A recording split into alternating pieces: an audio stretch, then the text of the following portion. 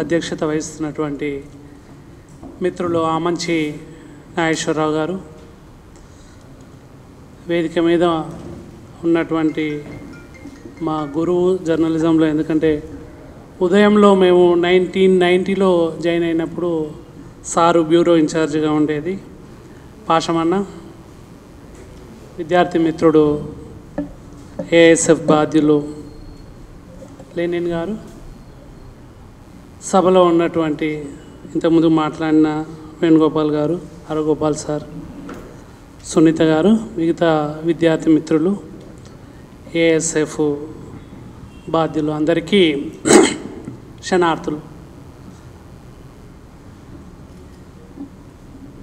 ఒక 80 ఏండ్ల కింద జరిగినటువంటి, టు బీ స్పెసిఫిక్గా చెప్పుకోవాలంటే 77 ఏండ్ల కింద జరిగినటువంటి చరిత్రని మళ్ళీ అప్పుడు ఏం జరిగింది అని చెప్పి మనం పునఃపరిశీలన చేసుకోవాలి, లేదంటే అవలోకన చేసుకోవాలంటే అర్ధగంట 20 నిమిషాలు అయితే ఖచ్చితంగా సరిపోదు. అందున 100కు 90% వక్రీకరణకు గురైనటువంటి చరిత్రని సావధానంగా సరిగ్గా అర్థం చేసుకోవాలి అంటే మరింత కష్టసాధ్యమైన పని. అది అప్పుడు సాయుధ పోరాటంలో ముందు వరుసలో ఉండి పాల్గొని కొట్లాడినటువంటి సిపిఐకి అనుబంధంగా ఉన్నటువంటి ఏఎస్ఎఫ్ మీటింగ్లో మాట్లాడాలి అంటే కొంచెము వాళ్లకు నొప్పి ఉంటుంది, నేను కూడా కొంచెం నొప్పి పడాల్సి వస్తుంది. ఎందుకంటే ఆ మాత్రం కూడా పోరాటం చేయలేని వాళ్ళ గురించి ఇవాళ వాళ్ళు కరాచీ బేకరీ అని ఉంటే చాలు పోయి దాడులు చేస్తారు. అట్లాంటి పరిస్థితి ఒకటి ఉన్నది. అదే సమయంలో చెప్పుకోవాల్సిన విషయం కూడా చెప్పుకోకుండా దాచుకొని అయ్యో ఏమనుకుంటారో అని చెప్పి ఉన్నటువంటి పరిస్థితి కూడా ఇవాళ ఉన్నది. పోలీస్ యాక్షన్ నిజానికి అది పోలీస్ యాక్షన్ కాదు, పోలీస్ యాక్షన్ పేరు మాత్రమే, అది మిలిటరీ యాక్షన్. పార్లమెంట్లో దాన్ని హైదరాబాద్ సంక్షేమం మీద ఖర్చు పెట్టిన అంశంగా భారత పార్లమెంట్లో ఈ హైదరాబాద్ మీద దాడి, ఇన్వేజన్ అని చెప్పి ఇంగ్లీష్లో చెప్తూ ఉంటారు. ఇంగ్లీష్లో చాలా పుస్తకాలు అట్లా ఇన్వేజన్ అనే రాసినాయి. ఈ హైదరాబాద్ మీద దాడి చేసి హైదరాబాద్ని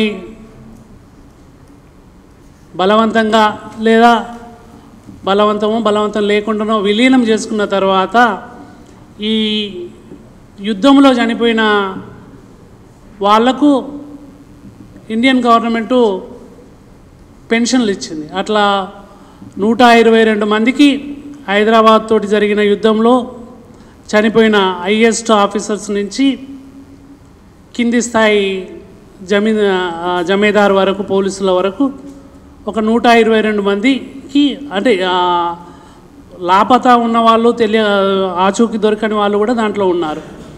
ఆ 122 మంది పంజాబు, అప్పుడు యునైటెడ్ ప్రొవిన్స్ అని చెప్పి ఉండేది, అప్పటికి ఉత్తరప్రదేశ్ రాలేదు, ఆ ప్రాంతంలో ఉన్న వాళ్లకు ఇండియన్ మిలిటరీ పెన్షన్స్ ఇచ్చింది.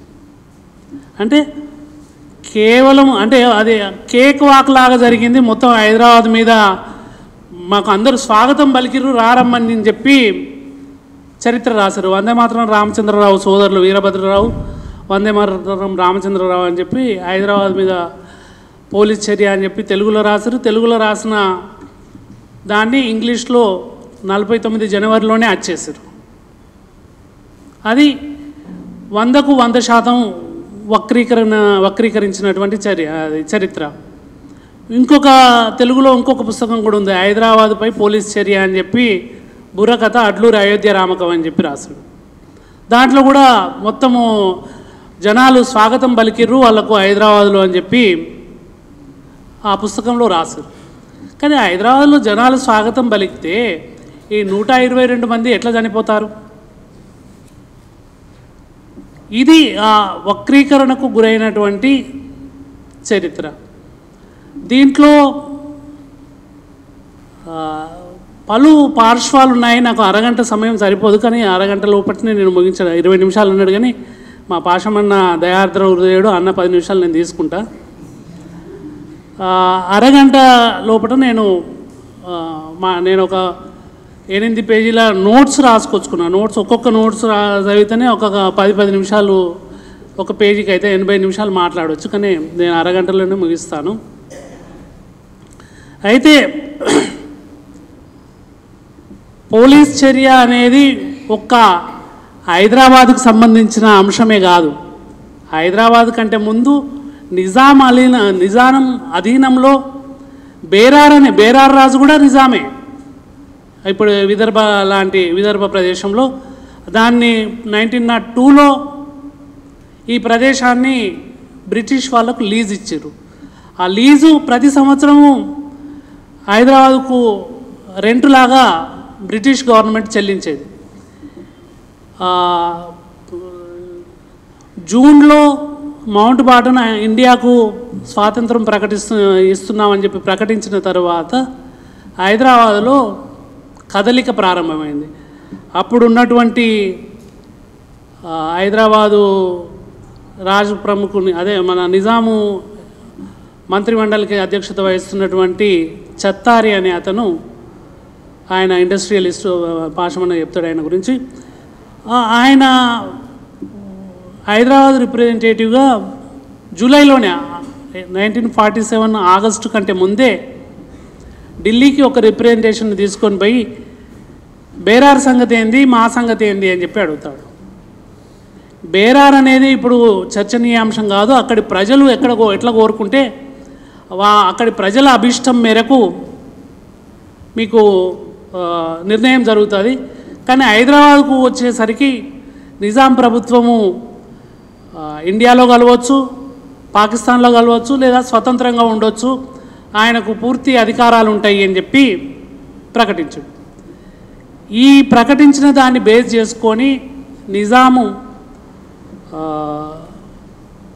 జూలై 11-17 తారీఖు మధ్యలో హైదరాబాదు అనేది ఒక స్వతంత్ర దేశంగా ఉంటుంది అని చెప్పి, ఆ స్వతంత్ర దేశం 1947 ఆగస్టు 15 నుంచి అమల్లోకి వస్తుంది, అప్పటి నుంచి మేము స్వతంత్రంగా ఉంటామని చెప్పి ప్రకటించాడు. సరే, ఇదంతా బాగానే ఉంది. కానీ హైదరాబాద్లో ఉన్నటువంటి పోస్టు, టెలిగ్రాఫు, రైల్వేలు, టెలిఫోను, వాతావరణ శాఖ, మెటీరియలాజికల్ డిపార్ట్మెంట్, ఇవన్నీ కూడా ఇండియన్ గవర్నమెంట్ అధీనంలో ఉండేవి. హైదరాబాద్లో పనిచేసేటి, కానీ వాటి దేఖ్బాల్ అంతా కూడా ఇండియన్ గవర్నమెంట్ చూసేది. రైల్వేలు కూడా ఇండియన్ గవర్నమెంట్ అధీనంలోనే ఉండేది. మరి నిజాం ఇలాకాలో ఉండి అక్కడ అవి నడవాలి అంటే ఇబ్బంది అవుతుంది. కాబట్టి 1948 అక్టోబర్ 27 నాడు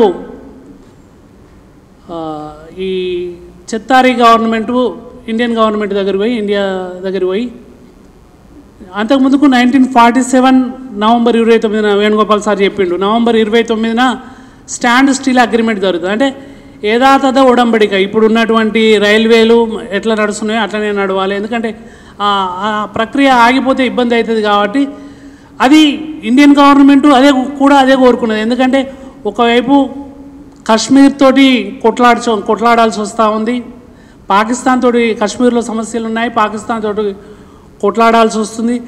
జూనాగఢ్ మా దేశం, మేము పాకిస్తాన్ తోటి కలిసిపోతామని చెప్పి వాళ్ళు ప్రకటించుకున్నారు కూడా వాళ్ళ మీద.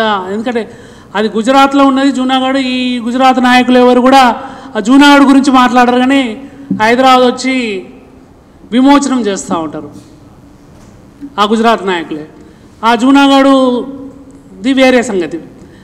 అట్లా ఇన్ని సమస్యలలో ఉన్నప్పుడు హైదరాబాద్కు తోటి స్టాండ్ స్టిల్ అగ్రిమెంటు నవంబర్ 29 నాడు 47 నాడు జరుగుతుంది. కానీ అంతకంటే ముందే 1947 అక్టోబర్ 27 రోజు ఈ చత్తారి గవర్నమెంటు ఢిల్లీలో స్టాండ్ స్టిల్ అగ్రిమెంటు పత్రాలతోటి పటేలు, మళ్ళంటే విపి మీనన్, ఇంకొకతను కూడా హెచ్ఎం పటేల్ అని చెప్పి ఆ మిలిటరీ డిపార్ట్మెంటు సెక్రటరీ, ఈయన మినిస్టర్ విపి మీనన్ కూడా ఎక్స్టర్నల్ అఫైర్స్ దాంట్లో ఉండేవాడు. వీళ్ళతోటి చర్చించి ఆ బృందం హైదరాబాద్కి వచ్చి, ఆ బృందంలో మొయిన్ నవాజంగ్ అని చెప్పి ఇంకొకతను ఉన్నాడు, ఇంకొకతను ఆ తర్వాత అది హైదరాబాద్ పోలీస్ కమిషనర్గా పనిచేసిండే. మొదటి ఈ చెత్తారి దాంట్లో పింగల్ వెంకటరామారెడ్డి కూడా ఒక డెలిగేషన్లో సభ్యుడిగా ఉన్నాడు.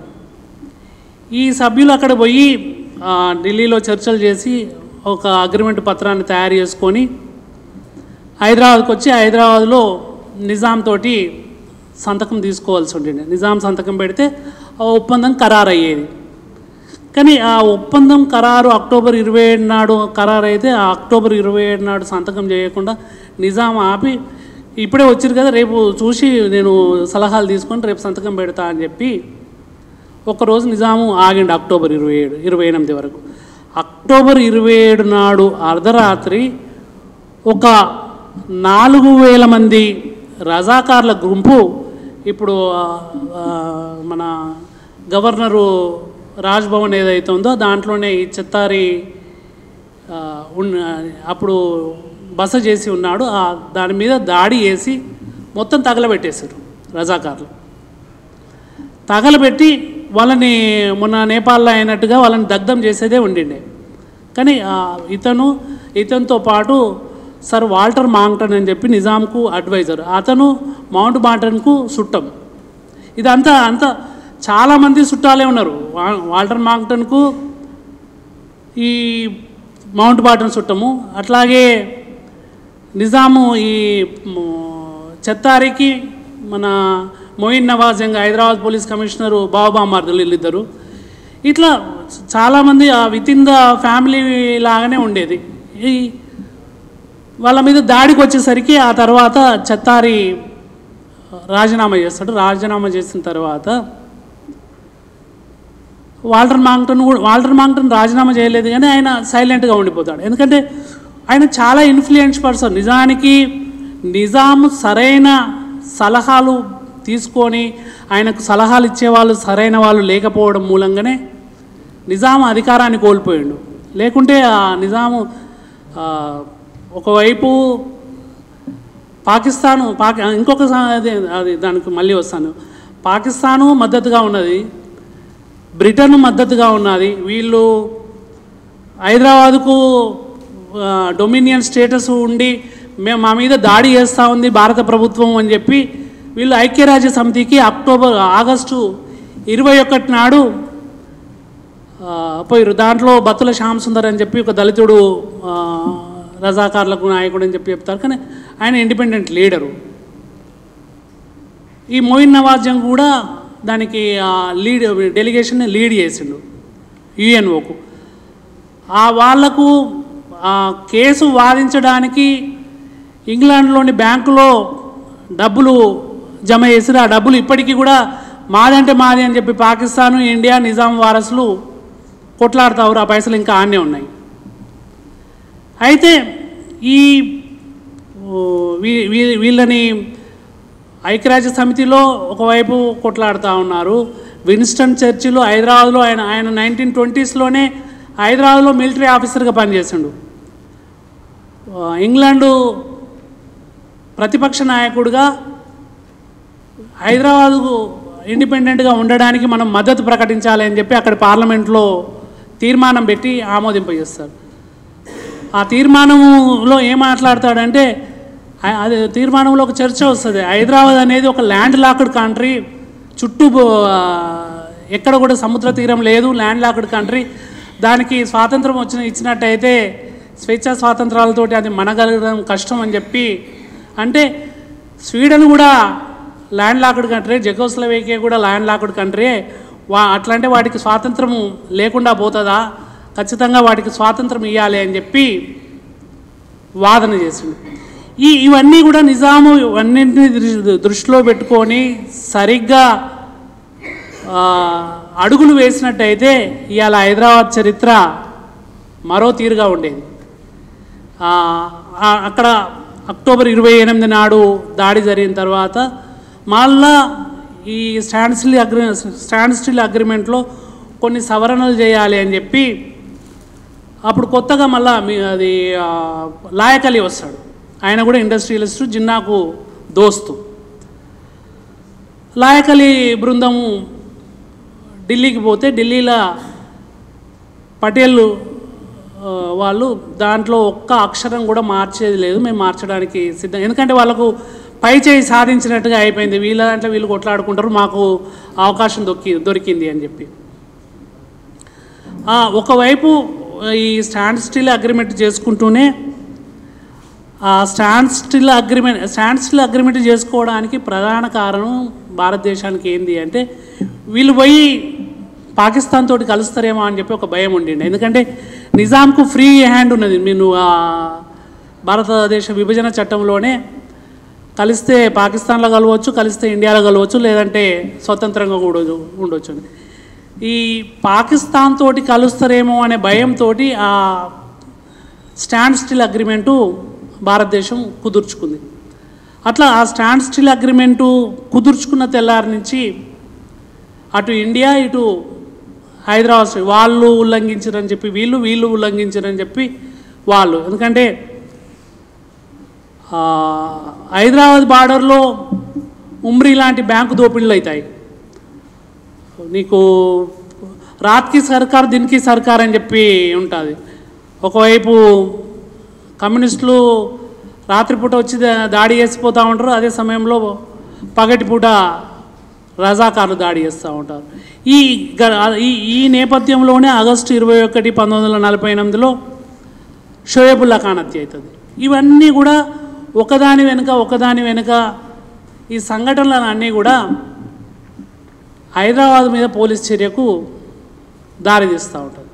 కానీ ఇక్కడ గమనించాల్సింది ఏంటి అంటే దీంట్లో ముందు పేజీలో ఉన్నది, ఇతిహాసపు చీకటి కోణము అట్టడుగున పడి కానిపించని కథలన్నీ కావాలి ఇప్పుడు, దాచేస్తే దాగని సత్యం. ఖచ్చితంగా ఇవన్నీ ఇతిహాసపు చీకటి కోణాలని చెప్పి వెలుగులోకి రావాలి. కానీ ఆ మాట శ్రీశ్రీ ఇక్కడ వాడుకోవడం కొంచెం ఇబ్బందిగా ఉంటుంది. ఎందుకంటే ఇదే శ్రీశ్రీ నిజాం ప్రభుత్వంలో ఎన్కౌంటర్లు వార్తలు రాసేటువంటి జర్నలిస్ట్గా పనిచేసిండు. ఆ పబ్లిక్ రిలేషన్స్ డిపార్ట్మెంట్లో అబ్బూరి వరదరాజేశ్వరరావు తీసుకొచ్చి ఆయనని ఇక్కడ పెడితే కుందూరు ఈశ్వర్ దత్తు ఉద్యోగం కల్పించాలి కాబట్టి ఆయన ఇన్ఫర్మేషన్ డిపార్ట్మెంట్లో ఉండేది. ఇన్ఫర్మేషన్ డిపార్ట్మెంట్లో శ్రీశ్రీకి ఈ నక్సలైట్ మన తెలంగాణ సాయుధ పోరాటంలో పాల్గొనే కమ్యూనిస్టులు ఎన్కౌంటర్ అయితే వాళ్ళు ఎన్కౌంటర్లో చనిపోయారు, ఎదురు కాల్పుల్లో చనిపోయారు అని చెప్పి వార్తలు రాసే పనిని ఇంగ్లీష్ నుంచి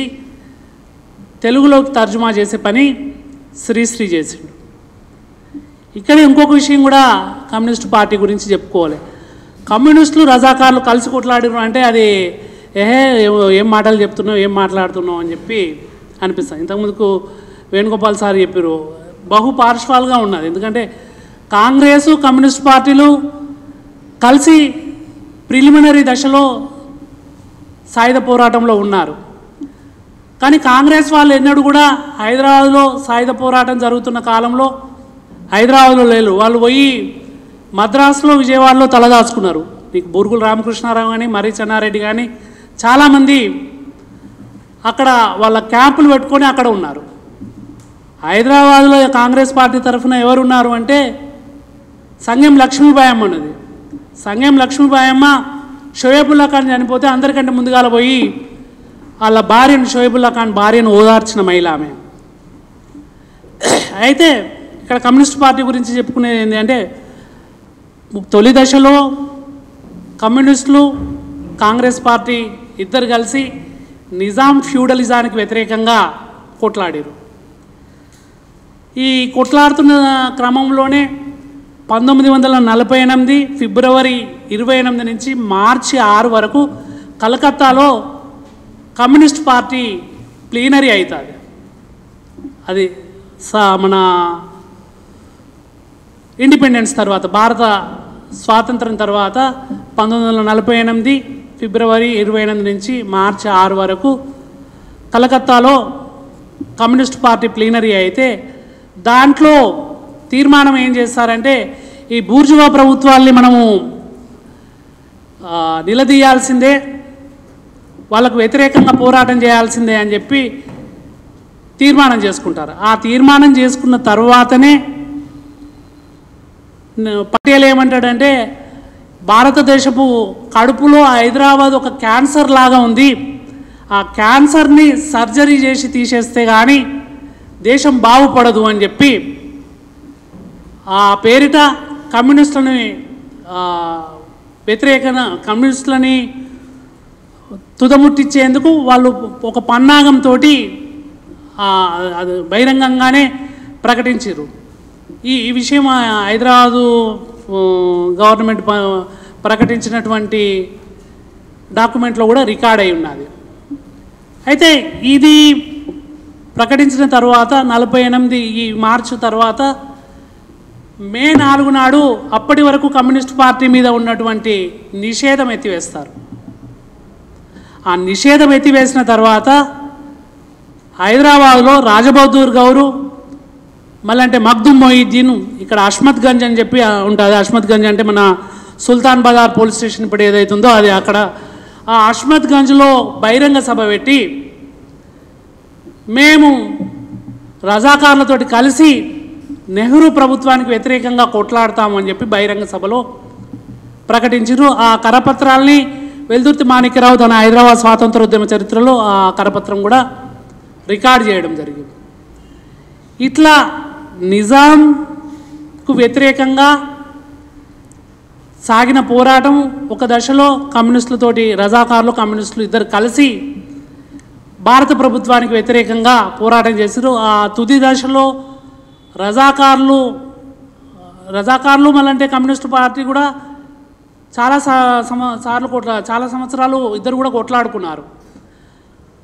అంటే చరిత్ర ఎట్లా ఉంటుంది అంటే మనకు బ్లాక్ అండ్ వైట్లో అర్థం చేసుకునేటట్టు లేదు. ఒక కాలంలో కమ్యూనిస్ట్ పార్టీలు రజాకార్లని దారుణంగా హింసించారు. బద్దమెల్లారెడ్డి జీవిత చరిత్ర చదివితే ఒక ఇంట్లో కమ్యూనిస్టులని మంటల్లో తోసేసారు. రజాకార్లని ఒక ఇల్లుని తగలబెట్టి ఆ ఇంట్లో సజీవంగా రజాకార్లని అలా దొబ్బేసి చంపేశారు. అలాగే పాల్వంచ అశ్వారావుపేట నుంచి పాల్వంచ వచ్చే దారిలో ఎస్టీలతోటి కలిసి రజాకార్లని తుదమట్టించేందుకు మందుపాత్రలు పెట్టి పేల్చేసారు. ఆ తర్వాత అదే రజాకార్లతోటి వాళ్ళు ఇండియన్ మిలిటరీ వస్తుంది అని అనుకున్న సమయంలో ఈ ఇండియన్ గవర్నమెంట్ ఏం చేసిందంటే రజాకార్లందరూ వాళ్ళ ఆయుధాలని మాకు సరెండర్ చేయాలి అని చెప్పి ఆదేశించింది.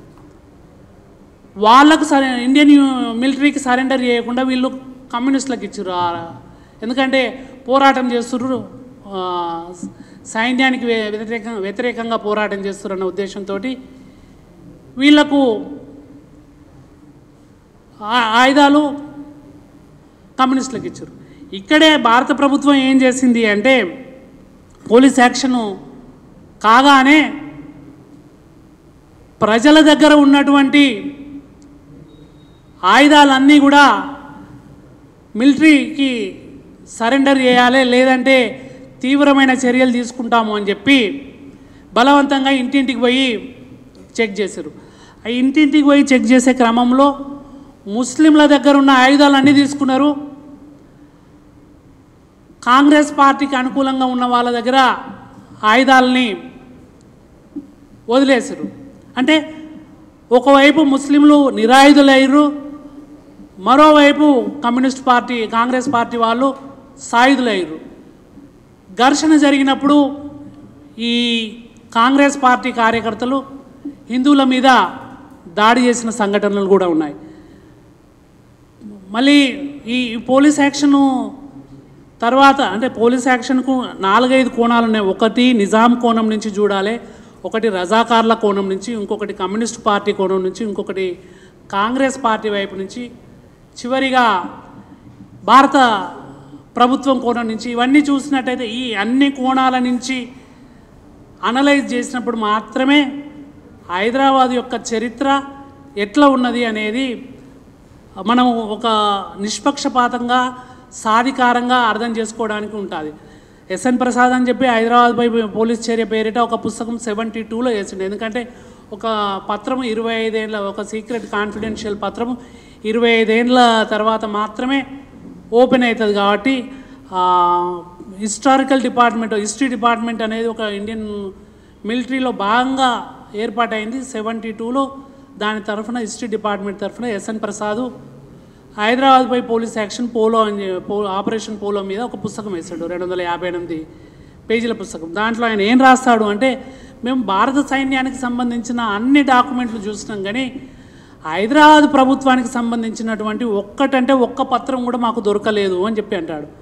అని చెబుతూ ఏంటంటే వాళ్ళు భయంతో తగలబెట్టిరేమో, అందుకే మాకు దొరకలేదు అని చెప్పి అని దాంట్లో రికార్డ్ చేసిండు. అంటే అది ఏకపక్ష చరిత్ర మాత్రమే, వాళ్ళ దృష్టికోణంలో, భారత ప్రభుత్వ దృష్టికోణంలో రాసినటువంటి చరిత్ర. ఈ చరిత్రని ఆధారంగా చేసుకొని మనం ఒక కంక్లూజన్కి వచ్చినట్టయితే హైదరాబాద్పై పోలీస్ చర్య కానీ లేదా సాయుధ పోరాట చరిత్ర కానీ సమగ్రంగా రికార్డు కాదు. 2008లోనే సారు వీక్షణ పత్రికలో వేణుగోపాల్ గారు హైదరాబాదు సాయుధ పోరాటం మీద వచ్చినటువంటి ఒక బిబ్లియోగ్రఫీ వీక్షణ పత్రికలో అచ్చువేశాడు. ఆ తర్వాత అందుకే ఆ బేస్తోటే 50,000 పేజీల చరిత్ర గ్రంథాలు పేజీల్లో నిక్షిప్తమైంది చరిత్ర అని చెప్పి చెప్తారు. ఆ తర్వాత ఇటీవల కాలంలో హైదరాబాద్ కూప్ అని చెప్పి ఇంకా చాలా పుస్తకాలు, ఇవాళ ఏడాదికి ఒక 2 పుస్తకాలు హైదరాబాద్పై పోలీస్ చర్య మీద వస్తూ ఉన్నాయి. ఎందుకు వస్తున్నాయి అంటే ఇంగ్లీష్ చదివే వాళ్ళు విదేశాల్లో, ఈవెన్ లండన్లో, మళ్ళీ అంటే అమెరికాలో హైదరాబాద్ నుంచి వలసపోయిన వాళ్ళు, వాళ్ళ తల్లిదండ్రులు వలసపోయి ఈ పోలీస్ యాక్షన్ సమయంలో అన్నీ వదులుకొని అక్కడ పోయిన వాళ్ళు అక్కడ ఉన్న ఆ దేశాల్లో ఉన్నారు. కాబట్టి వాళ్ళు చరిత్రని మా ఉమర్ ఖలీద్ అని చెప్పి హైదరాబాద్ అతనే ఇదే ఉస్మానియా యూనివర్సిటీలో వాళ్ళ నాయన హిస్టరీ డిపార్ట్మెంట్లో పనిచేసిండు.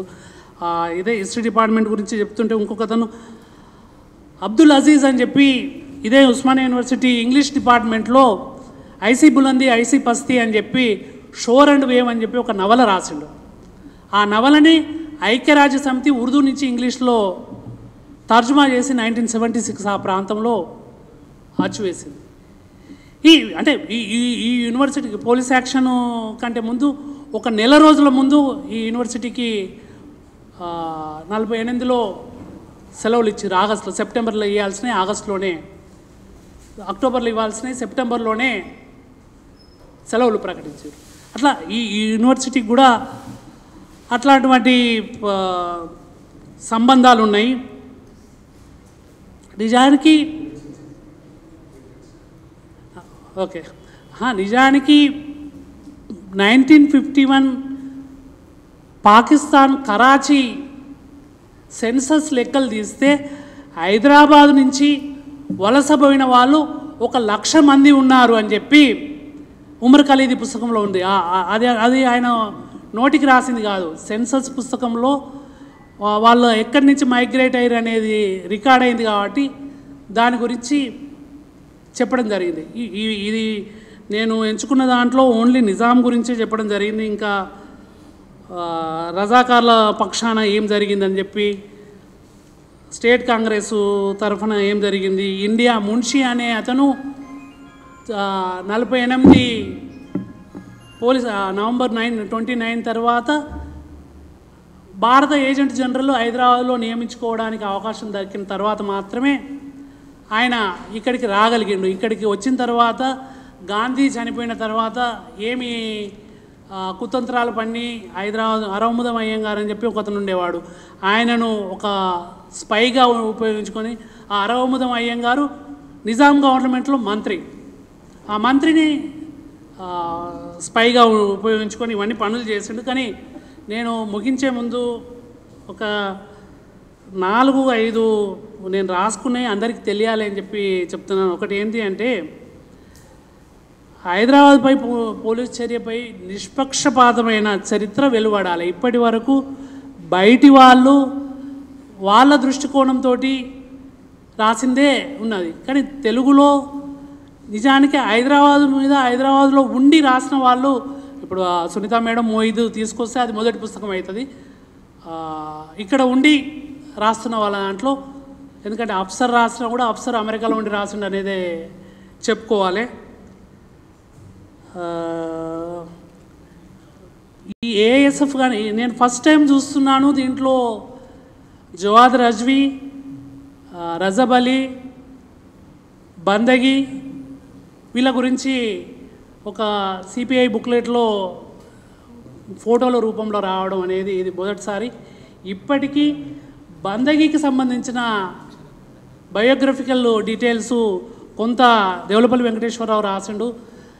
దాన్ని సమగ్రం చేసి ఒక బందగి 1939లోనే ఎట్లా తెలంగాణ సాయుధ పోరాటానికి దొరలు దేశముఖులకు వ్యతిరేకంగా పునాదులు వేసిన, కోర్టుకు పోయి ప్రజాస్వామికంగా కొట్లాడి గెలిచిన వ్యక్తి హత్యకు గురి కావడం అంటే అది చరిత్రలో రికార్డు కావాల్సిన అంశం.